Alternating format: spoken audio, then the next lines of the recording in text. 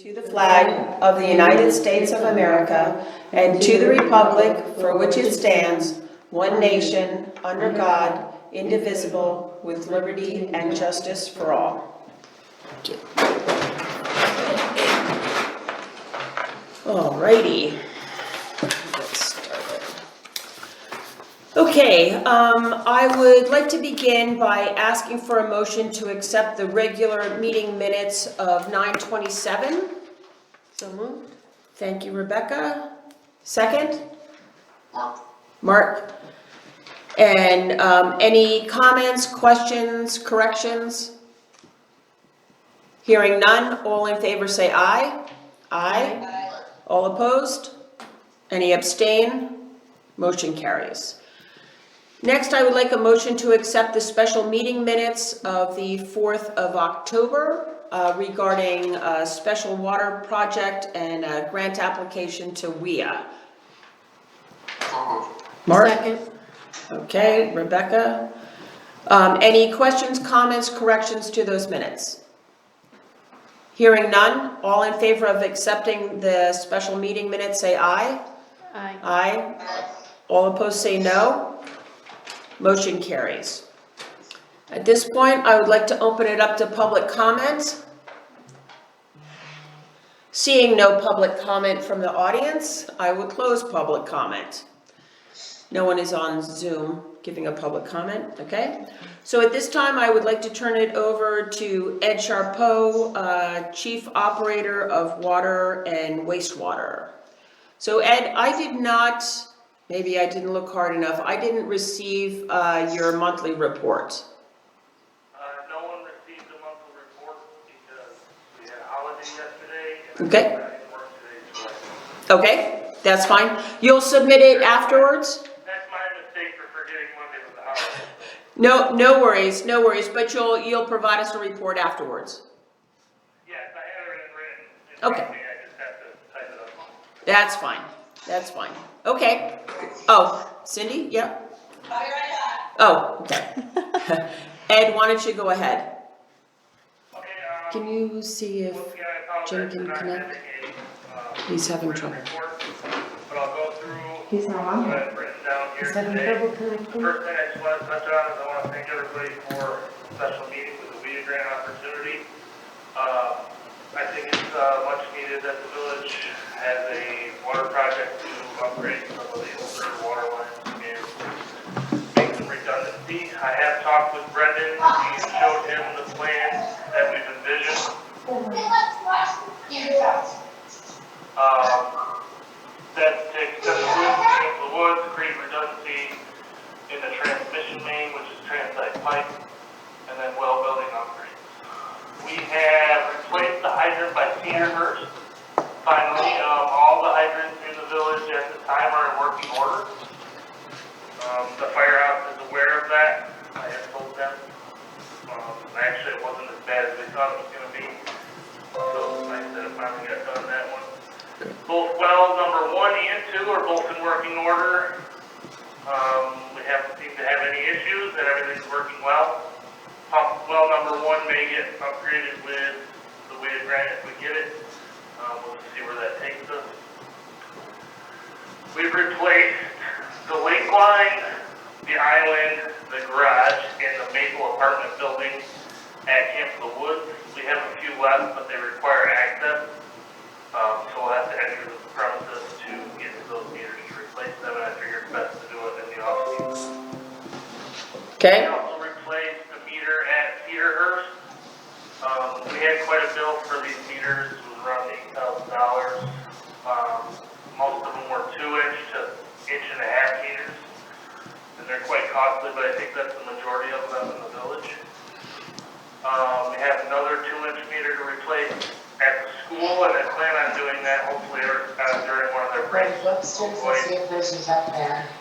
Any shutdowns during school hours. Everybody can hear me, right? Yes. Cindy, you might want to go on mute. Oh, I'm sorry, I thought I had turned it on. Okay. Is it muted? No. No. Hold on, Ed. Is it muted? It won't click mute for some reason, so I'm sorry. Okay. But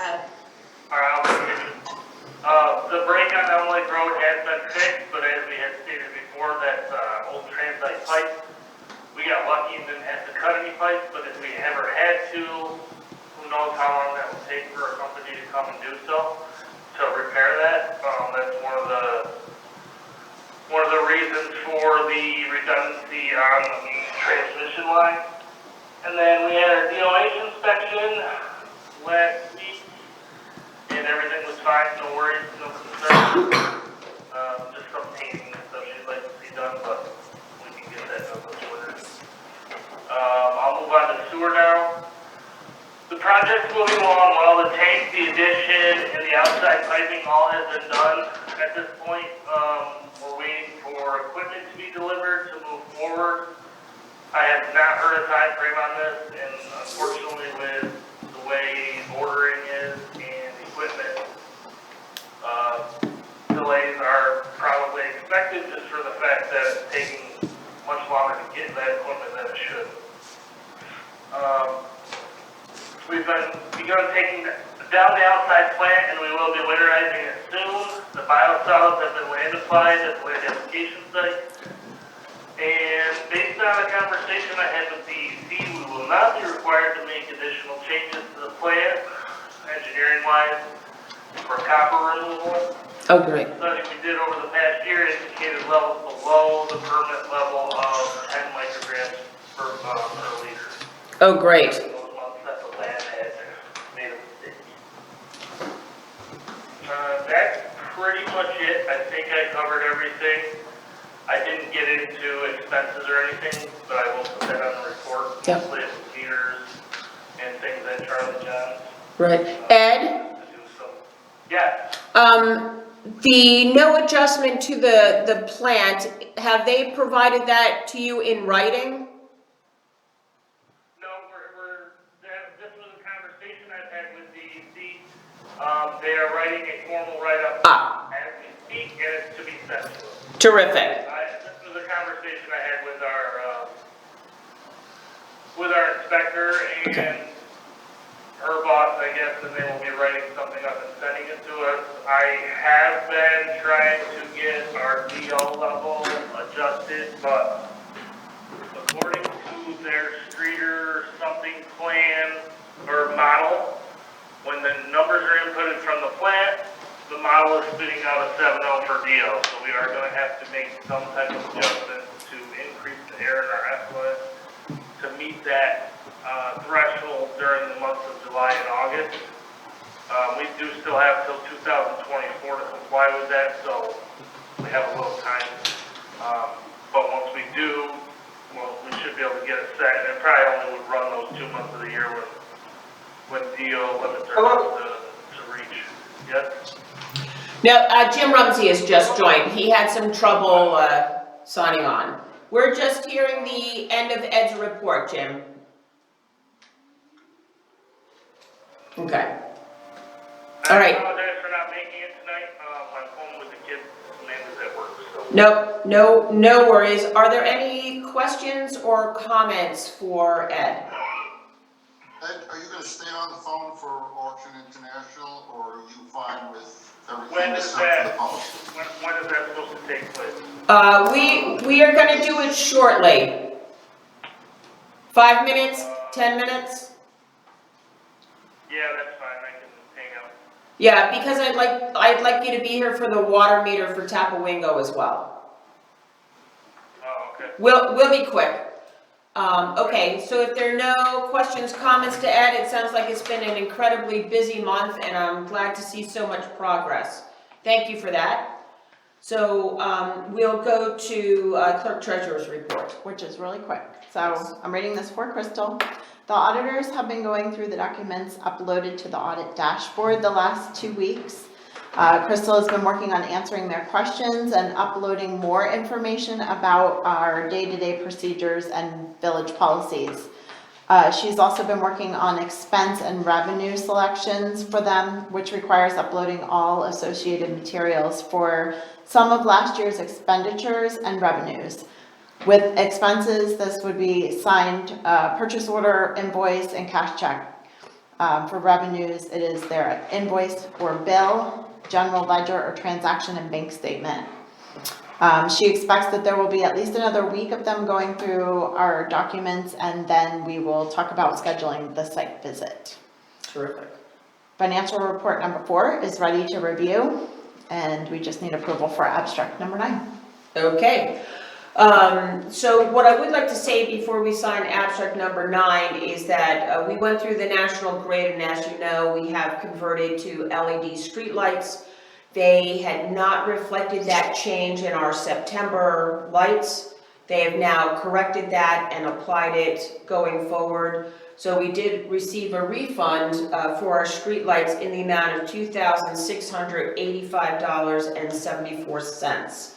So that's terrific. And next month, I hope to have information to say exactly how much we're saving each month for the conversion of the LED streetlights. The other point I wanted to make during the clerk treasurer's report is that Halloween will fall on Sunday this year, and official Halloween hours will be between 4 p.m. and 7 p.m. in the village. Okay. So I would like a motion to approve the abstract to pay the bills. Rebecca, second? Second. Mark? All in favor of paying the bills, say aye. Aye. Aye. All opposed, say no. Abstentions? Cindy and Jim. Okay. Alrighty, moving right along, COVID-19 update. As of October 11th, there have been a total of 427 cases of COVID in Hamilton County. Over the past week, so a week ago Tuesday, 268 people have been tested with a total of 9 reported cases within the county. So I think we're holding our own. Good news from FEMA. Regarding the Halloween storm update, we've received notification that FEMA has approved the donated services project that we submitted for the volunteer and equipment usage during the Halloween storm. FEMA will be covering that project 100%, so I signed off on that, and they should be sending us a check in the amount of $13,092.86. So we still have 2 projects outstanding. One is the pump, and the other is the water crossing. So I hope that's going to move along. No update on the COVID, no update on the McComas Fire Tower, no update on septic. So now jumping to new business, faulty Camp of the Woods Tapawingo water meter. So that's going out to the island. Ed has said that they have replaced that meter. So it was brought to our attention by Bob Peck from Camp of the Woods that the meter for Tapawingo failed to read properly. This summer, only 1,185 gallons were metered and charged, which is obviously incorrect. So now I'll go through the math. Tapawingo was occupied this summer at 75% capacity as compared to 2019. The water usage in 2019 totaled 112,000 gallons for July and August, so tenfold more. 75% of the gallons used in 2019 would equal 84,000 gallons. So the total charges that should have been provided for Tapawingo is $487.06. This includes 2 months of base rate, which is $29.33 per month, and that would equal $58.66, plus 84,000 gallons used over the 2 months at a rate of $5.10 per $1,000. So that equals $428.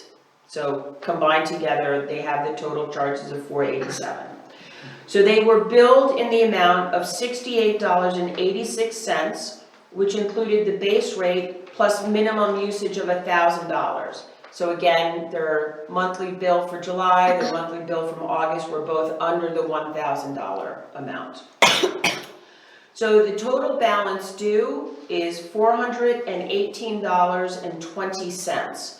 So that's taking the $487.06 total that they should have been charged, less the $68.82 that they were charged and have paid. So I would like a motion to provide a revised water bill to Camp of the Woods for the Tapawingo water usage for the balance due in the amount of $418.20. May I have a motion? Cindy, second? Mark? Mark, any questions on my higher math skills? Hearing none No. and appreciating the lack of comments. All in favor of sending Camp of the Woods a revised bill in the amount of $418.20 for the water bill, say aye. Aye. Aye. All opposed, say no. Any abstentions? Motion carries. Great. I think that for, Ed, did you have any comments on Tapawingo? No, I do not. Okay. Have we lost Jim? Look up. I think Jim's Is he fallen way off. over in the corner? Is he? Okay. All right, I'm sorry. Go ahead, Ed. He said no, he didn't have Oh, any no comments. comments, okay. So hearing no comments, we will skip and go to the Auction International. And we'll come back to the code enforcement officer. So, Mark? Yeah, for DBW, the 2001 International Series 48, we had 37 bids for $7,400. Roger wanted a little more, but the buyer pays a 10% premium. We also have insurance and plate on the truck. The 2004 Dump Series 450, pretty bad shape, 37 bids, $1,600.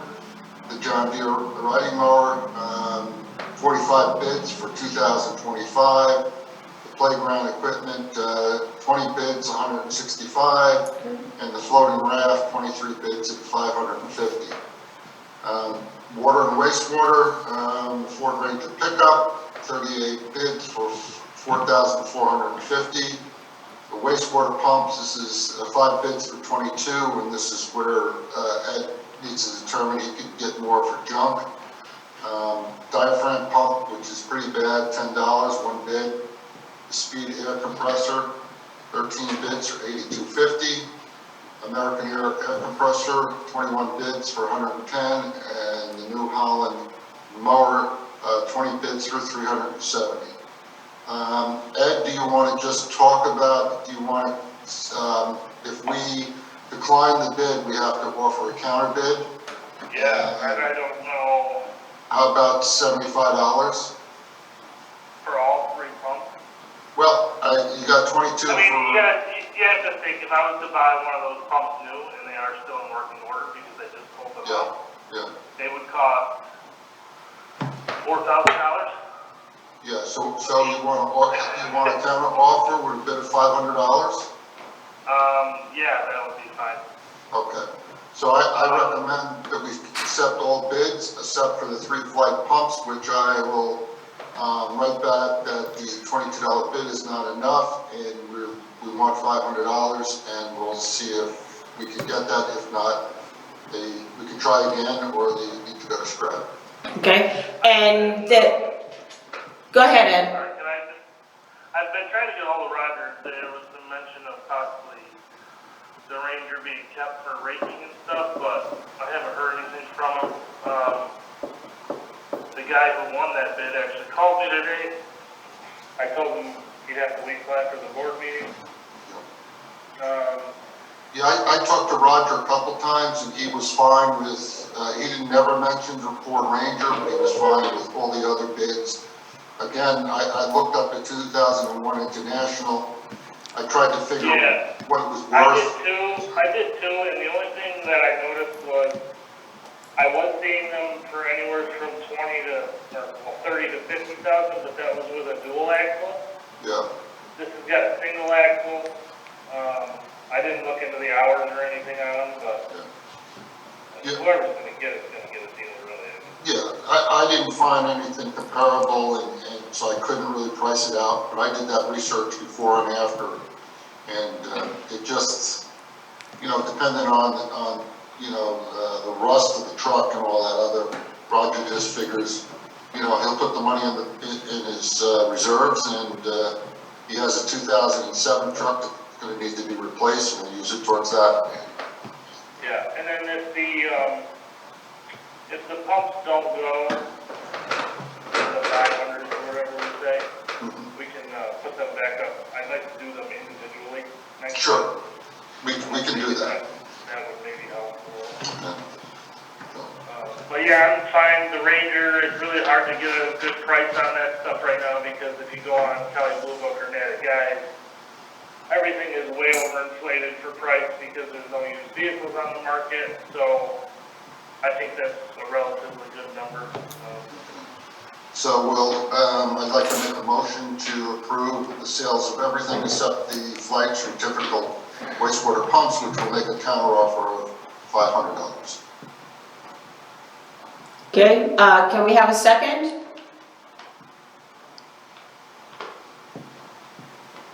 Did someone do second? Oh, Cindy did second. Any comments, corrections? So Mark, on this international, is it basically just scrap metal? Does it even run? Well, no, the International runs. It's got a refurbished body, I don't remember what year, and a plow.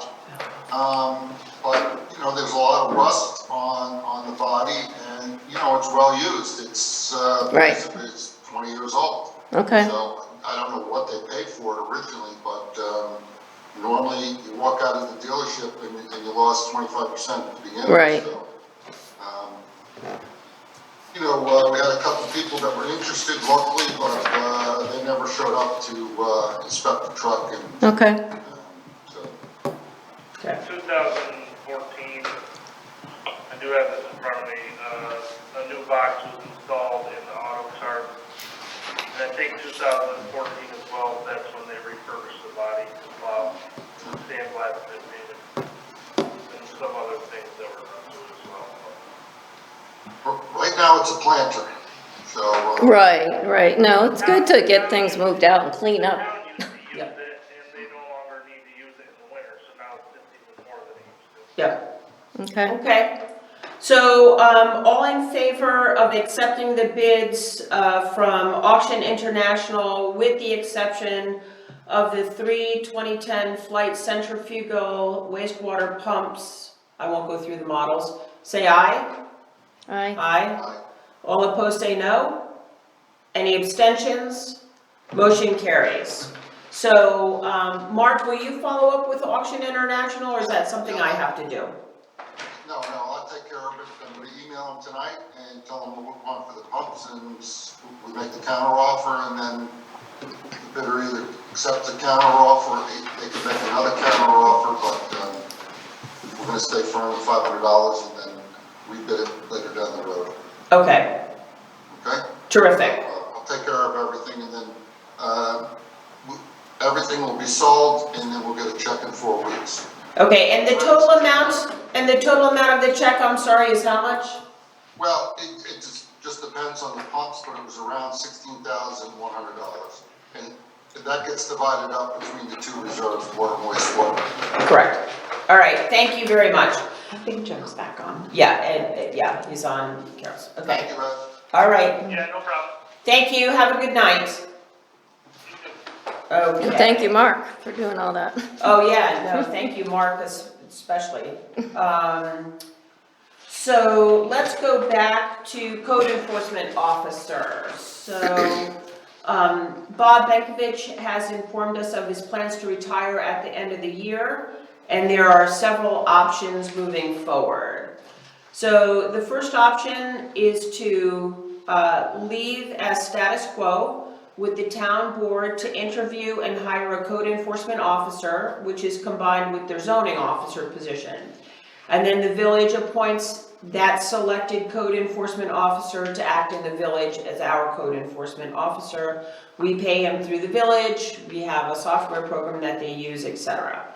At present, the village compensates our code enforcement officer $5,100 annually plus expenses, and we provide the Williamson Law Book program for the codes in the village.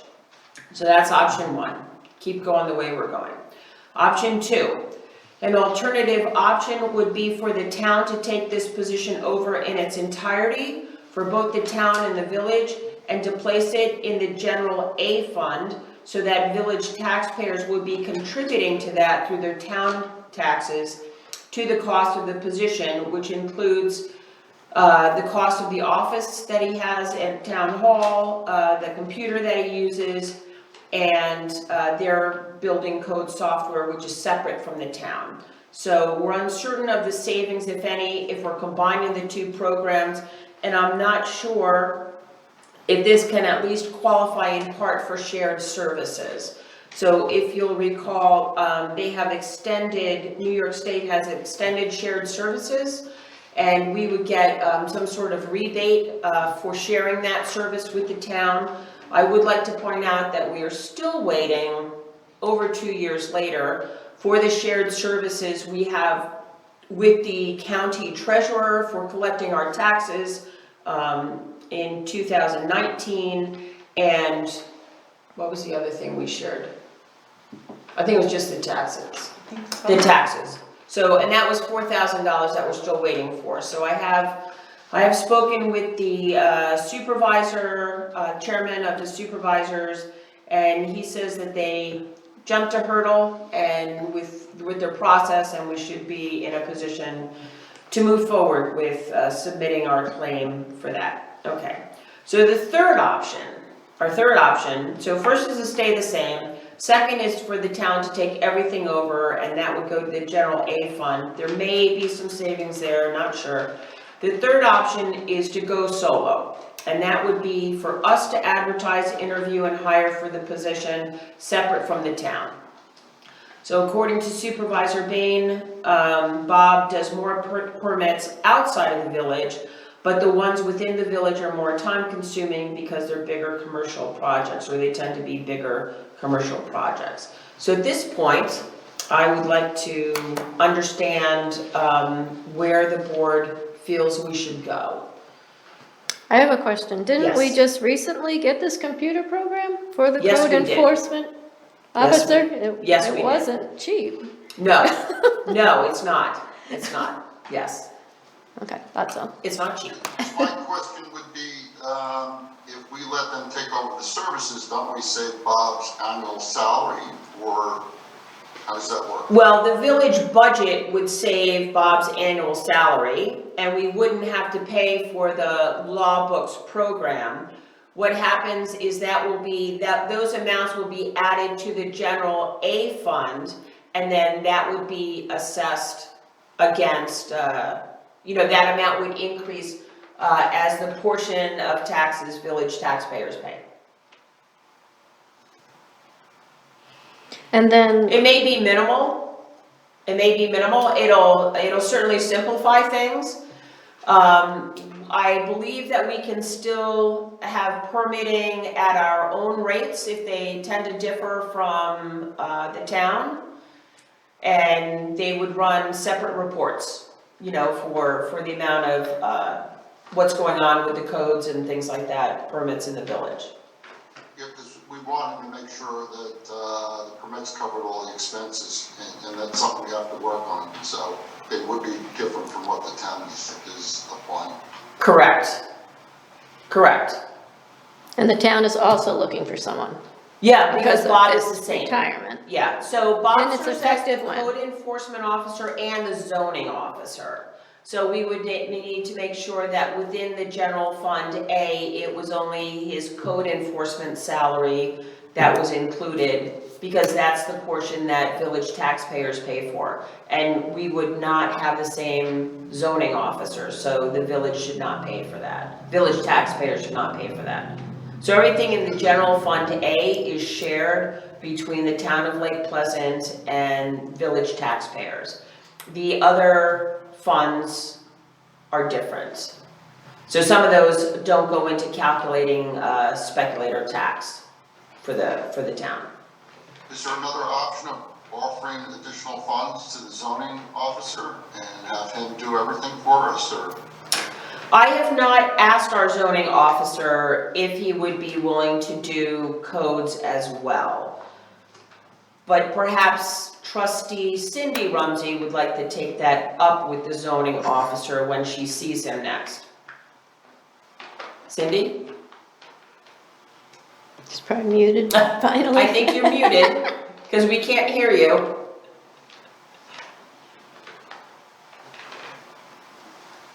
Nope. Press your space bar. There it goes. Oh. Can you hear me now? Yes. Okay. Yeah, I can ask him. Okay. All right, so that's an option. When is he retiring? What's the date? December, end of December. Or I will not see him till Friday, That's fine. so if you want to ask him earlier, feel free. Okay, I will give him a call. Yeah, I'll give him a call. it might be better. Yes. Never know. Okay, all right, so, for right now, we will hold off and we'll bring this up again in 2 weeks. Sounds good. So I know that they are already advertising, for the position and, yeah, so I will ask what kind of savings there are, if there are shared services. And if there's a savings in the programming, if we go to one program versus 2 separate programs, and see if our zoning officer would do both. Okay, all right? All right, we'll leave it at that. Trustee Smith, if you would like to give some highlights from the fire department open house? Sure. We were able to go down, take a look at the equipment, meet with some of the firefighters. They explained why they have a really big truck and a small truck and a couple in between, and doesn't seem like they have more than they need or less than they need. Seems like they're in good shape as far as their trucks. For right now, we did find out that there is a leak in the roof.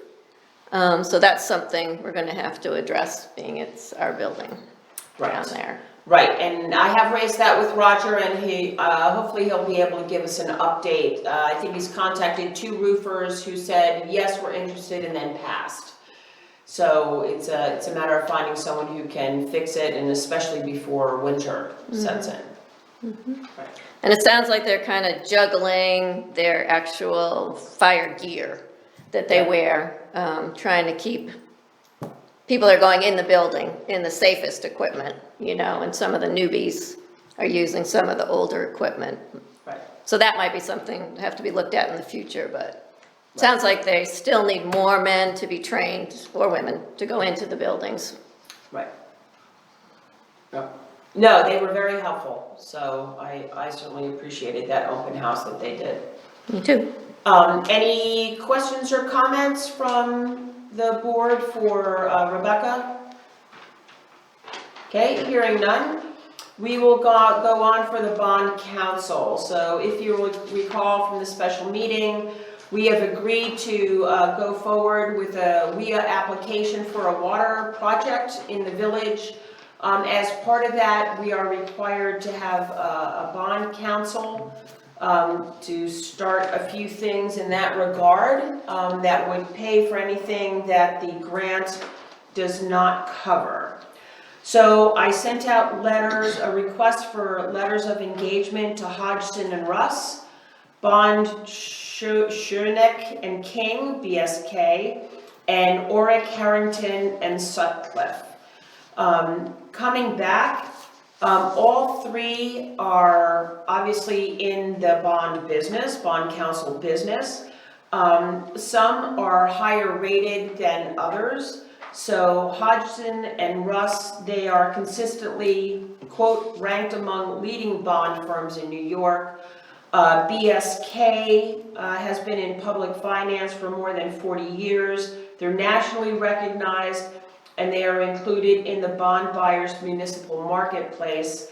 And Oric, Harrington, and Sutcliffe are actually ranked #1 in New York, and they've been doing that for a number of years. So they're very highly rated of the 3. So I think, you know, from a reputation and experience point of view, it'd be Hodgson, third, BSK second, or at first.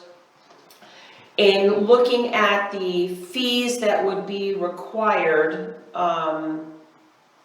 that we would have to put out before we even know that we have the grant, we would need, obviously, general advice for financing, a bond resolution to be prepared, a referendum. They would have to review seeker and an estoppel notice for EFC funding. So those are the basics. Hodgson and Russ would charge us 25, 31. It looks like they would charge us almost $3,000 to $4,000 just in that upfront cost to get us to a bond resolution for a permissive referendum. So if you look in their letter, they've provided a bento box of fees. Some are things that we have to do immediately, some are a little bit later. So they come in highest of the three, but overall their total estimated cost, the best I can figure from the bento box, is about $11,500.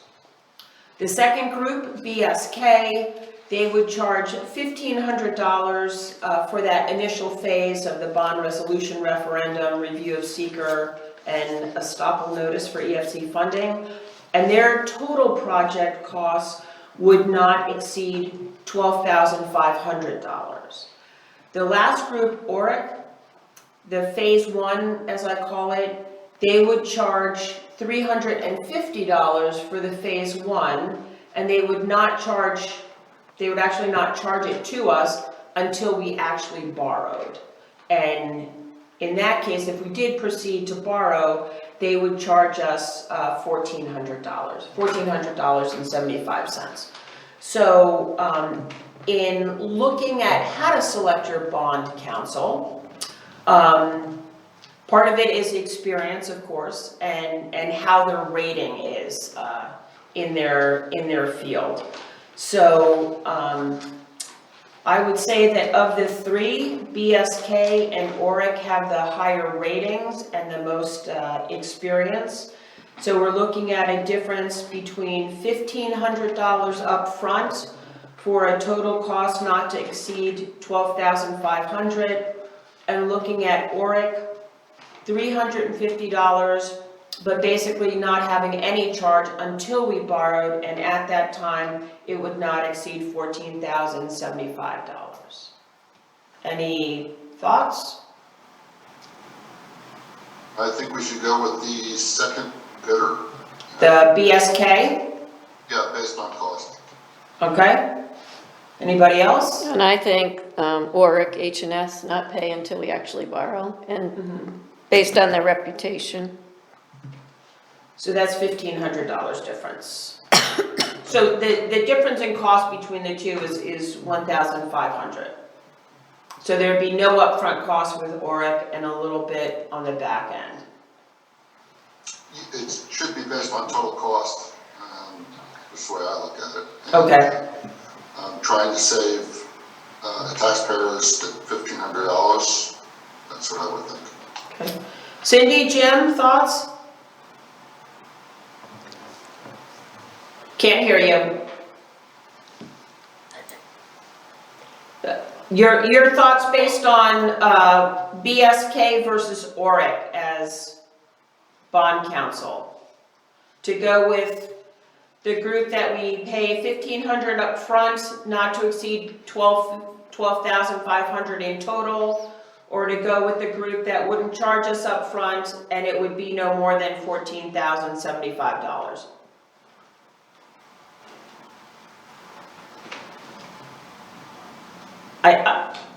There's no, Jim? I'll go with the second. The BSK? The 1250, okay, he gives a thumbs up. All right, and Cindy? The first one, BSK? No, sorry, I was trying to unmute. Oh, Again, okay. I'm having trouble unmuting.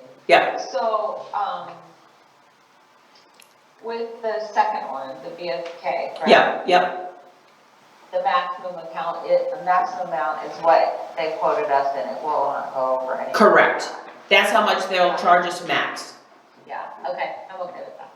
Okay. All right, so would someone like to make a motion? My personal feeling was to go with bond insurance. I have a Yes, question. yes, Is all that rolled into the cost of the yes, bond? right. So that's not in addition to the bond. So the $1,500 that we would pay BSK up front is all part of that $12,500. Okay, thank you. Yep. So then I would like a motion to select BSK to be our bond counsel and to have them prepare the resolution referendum, review the seeker documents and estoppel notice for EFC funding. So moved. Mark, second? I'll second. Okay, Cindy, any further discussion? Okay, all in favor for the motion, say aye. Aye. Aye. All opposed? All opposed? Okay, Rebecca opposes. Any abstentions?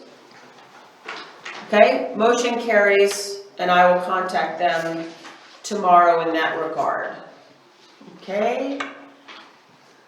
And so our final matter of new business is to thank Deerfoot Lodge for a donation of $2,200 that was received last week from Chief Craig Borenow, who is the director of Deerfoot. So thank you, Deerfoot, for that. Any comments, questions for board roundtable? Any matters that need to? No? Village attorney down? Oh, I did have village attorney, I'm sorry. So, based on our minutes that appeared in the paper, we have 2 people who are interested in the village attorney position. I spoke with one today, who was very positive, has municipal law experience, has served as a town attorney for 3 different towns in the Adirondack surrounding area. And I'm waiting for another person to get back to me. There had been a question as far as potential conflict. I did contact NICOM. There is no conflict, no overt conflict with the position they hold and being village attorney. And actually, the 2 candidates know each other and are gonna talk about a few things this evening on their own. And then they should get back to me this week, and then we can set up interviews for the 2 of them if someone would like to join me in doing that interview. Any volunteers? Mark Doniker. Okay. Depends on what it Yeah, I is. think the best thing is anyone that has a lot of municipal experience and has no conflict in Hamilton County. Yep. Okay. All right, that sounds good. So we'll leave it that I'll set up a time, Mark, and if Rebecca's available, the 3 of us will, are we allowed to do that? 2 of us, only 2 of us can do it. Unless you wanna make it A special meeting. No. Oh. Okay, sorry, Rebecca. So Mark and I, Jim. yes? Yes, Does Jim? the meeting occur online or Zoom, or how do you do it? Oh, for the interview, we would do an in-person interview first. And then we would bring a recommendation to the board. Okay, thank you. Yep. So we would not call a special meeting for that interview, Jim. That was the question at hand. So 2 of us can meet offline If there's more than 2, we would have to call a special meeting. We'll meet them during daytime hours, right? Right, yes. And we'll come up with a set of questions for both of them in addition to their experience and what type of compensation that they're looking for. Okay. All right, so, any other topics that you want to raise or things that we need to be aware of? Nope. A question, Jeanette, Yes, regarding the attorney, yes, is there a job description? yes. Is there anything that Katie Smith had that you can go off of? Yes, so I contacted NICOM and there is a specific description on the duties and responsibilities for village attorneys that are in the NICOM handbook that was updated. So we're going off of that, and Katie so far has kindly agreed that she would, talk to anyone who is potentially seriously interested in the position, and of course, she would provide files, etc., to the next selected person. Thank you. Yep. So as a matter of attorney, my point is, you know that we have a code violation that we're filing for, and we hired outside attorney Laura Bomia Darling from Young and Summer. So I did speak with her briefly this morning, and we will be able to file that violation next week. So, and if you will recall, there were issues with conflict with having that heard in Lake Pleasant. So the last time, which was inappropriate, it got sent to Indian Lake and they dismissed it, which they should never have done, never contacted us. So the lawyer is going to file to have that moved at the time of filing to Wells Court. So that would be helpful and hopefully move things along and hopefully be heard before Bob leaves the position of code enforcement officer. Okay, so we'll be signing that next week and sending it out. Okay, public comment? The only thing I've got, at the last meeting, there was a presentation, I believe it was NICEAG, about solar. For ANCA, it was through the Adirondack. Okay, it had to do with solar and all that Yes. other stuff. Did they mention something about like passing a rule on consortium where It would be a solar farm, right? the village would go for the alternate power, and if the people didn't want it, they would have to opt out of it? Correct. So you would be forcing them to make a choice between National Grid and, which right now they have the choice and they don't bother because they say we're National Grid. But years ago, as part of the Historical Society, we were invited to go to Glens Falls to see their historical downtown and whatnot. And while we were there, we went through Barton Mines office. It's in a restored historical building. The outside of the building was restored the era that it was made. The inside was all done with modern conveniences to take care of computers and whatnot. They had a garden on the roof so they could recycle water to use for flushing toilets and saving money and all that other stuff.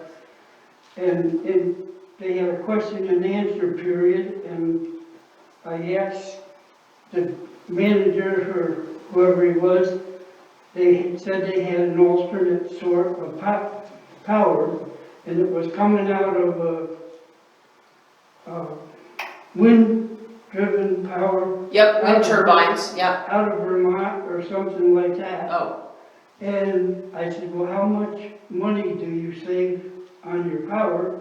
And he says, actually, we pay more for our power. But the reason why we do it is because then according to New York State government and the federal government, we are a quote, quote, green company. And then it kind of gives you a little edge when contracts are being awarded and when you're asking for permits and stuff like that. So it's a matter of spending money just to get the labor. so that would not apply to the village. But the thing of it is as far as the village saving trees and all this other stuff because they're doing this and doing that, we're a village of less than 300 people.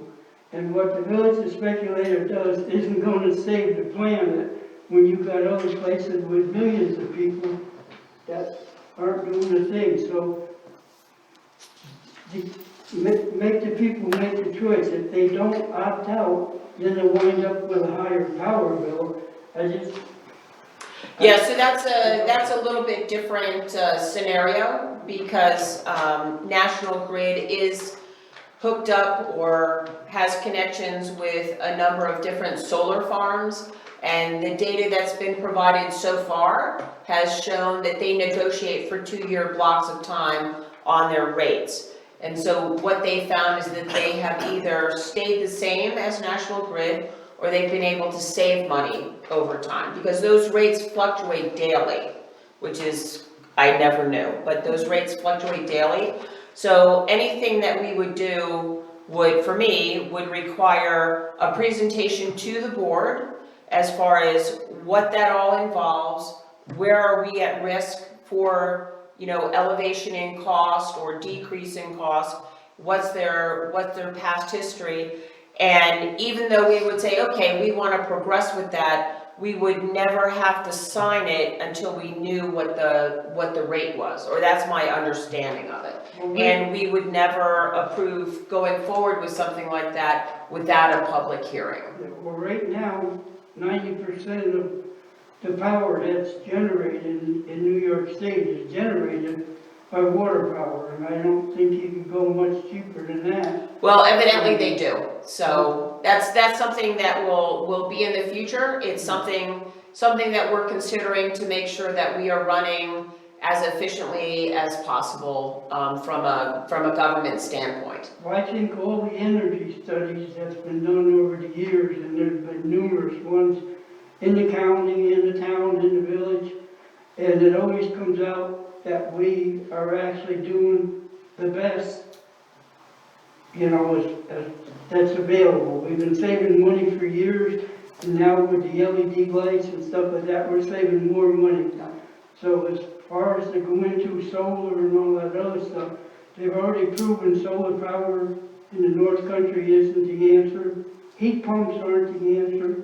You're not allowed any wind turbines in the Adirondack Park, so, Yep, so I think it just behooves the board to carefully evaluate the opportunities that come before us and to try and make wise decisions based on data and facts. But I thank you for your concern, Shorty. Yep, but if you put something on the books to force the taxpayers to make a choice and they don't, and they're spending more money. No, we wouldn't knowingly enter into something that would cause our constituents to have higher energy costs. So, all right, thank you for that.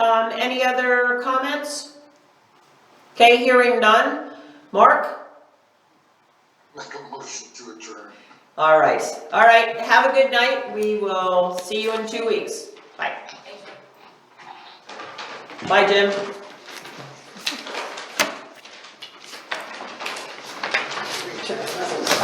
How much of this do you want in minutes? Do you wanna, yes.